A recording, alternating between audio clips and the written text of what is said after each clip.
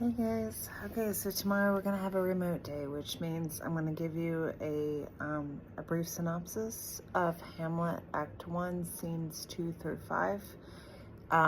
You already have all your reading materials for the week to last you. If you were not here today and did not receive a hard copy, there are digital copies online on Canvas under the Hamlet Remote Learning module. So you'll be able to see that. Everything you need is either a hard copy or it's online. And we will have an open notes reading quiz when you come back to school, whenever the weather fades. But for right now, let me go ahead and give you a synopsis of the different scenes in Act 1, and then you guys can read and take it from there and answer the questions. So Act 1, Scene 2, is Claudius's coronation. So King Claudius, who is married to Queen Gertrude, he becomes king, and a couple important things happen during this scene. As you will read, you are going to see Cornelius and Voltimand. They are messengers that King Claudius gives them a letter to deliver to Fortinbras's uncle in Norway. Remember, King Fortinbras and King Hamlet got into a battle. King Fortinbras died, and King Hamlet took land. Well, Prince Fortinbras, the son, decided he wanted land back, and he started making trouble trying to get it. Well, King Claudius decided to send a letter to Fortinbras's uncle, like, hey, this is what your nephew is up to. So that's what the letter is. Then as the scene progresses, we see Laertes. Laertes is Polonius' son, Ophelia's brother, and he would like to return back to France. You have to get the king's permission to do these things. You can't just get up and leave court. So King Claudius grants Laertes permission to go back to France.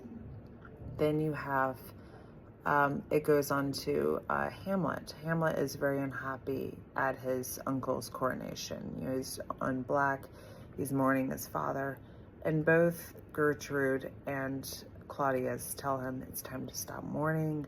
You know, this isn't manly, this is an offense to God. You really need to stop mourning now and embrace Claudius as your father. Then,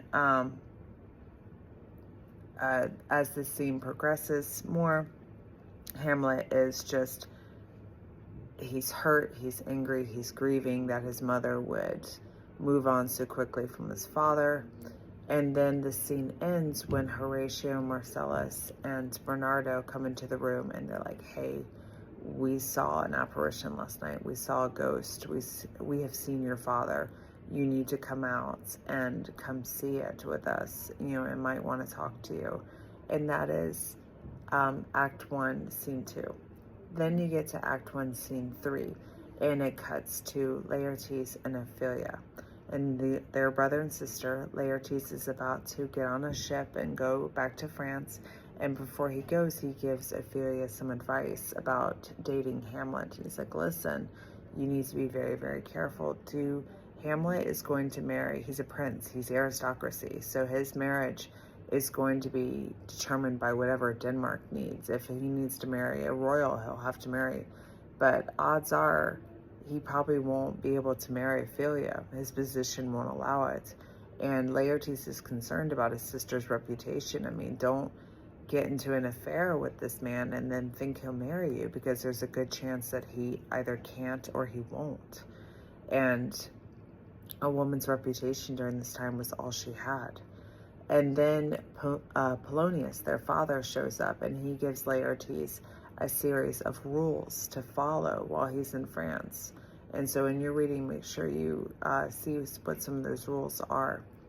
And then Laertes leaves, and the scene ends with Polonius yelling at Ophelia, and be like, what, are you in a relationship? Don't embarrass me this way.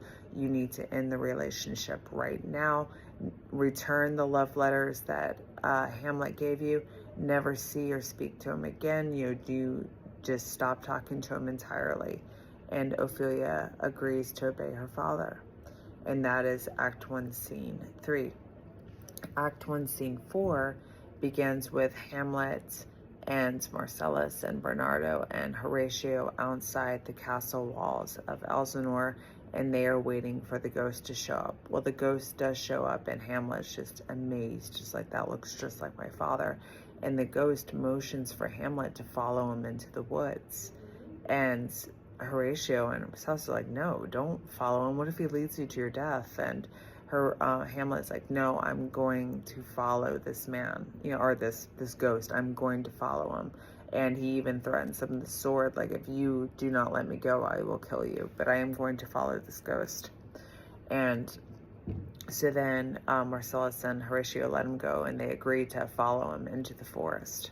And that's Act 1, Scene 4. Then you've got Act 1, Scene 5, where Hamlet is chasing his father through the woods, and what's his father's ghost through the woods. And finally, the ghost stops, and Hamlet's like, why are you here? What's going on? And Hamlet's father goes, Hamlet, I was murdered.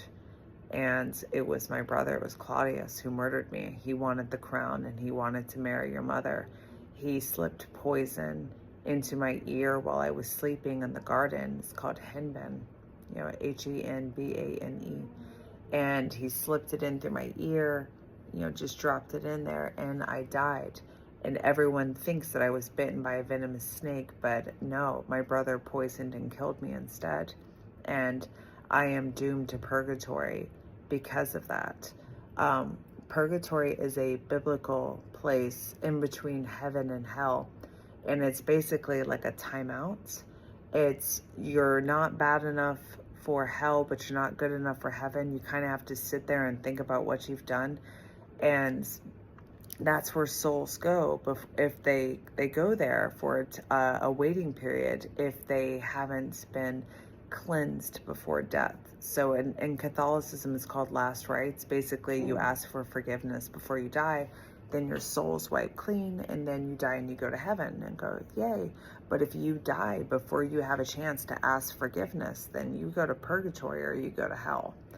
And when his brother killed him, King Hamlet he never had a chance to ask for forgiveness for his sins, so he's damned to purgatory, where he's got to wander the world for thousands of years before he's forgiven, and then he can go to heaven. And that's currently where he is. It's just stuck in purgatory. This is also, this is purgatory and hell and heaven. This is my leg tattoo. It was conjured by a writer. The idea was conjured by a writer named Dante Alighieri, who wrote a very famous epic poem called Dante's Inferno, about Inferno, Paradiso, and Purgatorio. The three levels: heaven, purgatory, and hell. And right now, this is just simply where King Hamlet is. And so he comes up from purgatory to warn his son, like, listen, Claudius killed me, and he damned me to purgatory, when he did, and I'm stuck here. And he goes, I want you to avenge me. I want you to find the killer. I want you to kill him. And he goes, but you have to leave your mother alone. She's innocent in this. She's off limits. So Hamlet agrees, yes, I will avenge you. I will kill my uncle, and I will leave my mother alone. And then Horatio and Marcellus show up, and Hamlet makes them swear. It's like, hey, you cannot tell anyone what you have seen tonight. And they go, we swear, we're not going to tell anyone. And then Hamlet goes, and listen, you have to swear one other thing. I'm about to start acting crazy, and I need you to swear that you have no idea what that's about. Don't tell anyone why I'm acting crazy. So you have to think about that for a minute. Why would Hamlet all of a sudden start acting crazy? Well, he needed to get close to Claudius. Claudius killed his father. And if Hamlet starts acting crazy, well, think about even in our society. Everyone ignores the crazy people. We don't know what to do with them. We just kind of leave them alone. So if Hamlet starts acting crazy and starts doing all this weird stuff, he'll be able to better to spy on his uncle, to kind of get an idea of what's going on, catch him off guard, and then he can kill him. He doesn't want Claudius to have any idea that Hamlet knows what he did. So what better way to do that than just start acting like a crazy person? You know, Claudius will never suspect that Hamlet actually knows that he's a murderer. You know, it's kind of a genius plan, but that means that Hamlet is going to start acting completely irrational, and he doesn't want Horatio and Marcellus to blow his cover. It's like, listen, this is all one big ruse. You cannot tell on me. And so the two men swear, we will not say anything about what it is you plan to do. And that is Hamlet, Act 1, Scene 5. All right, so make sure you read all of the acts in the handout, or if you don't have a physical copy, go online. I've uploaded the digital copies. Answer the questions, and I will see you when we're back from remote learning. Bye.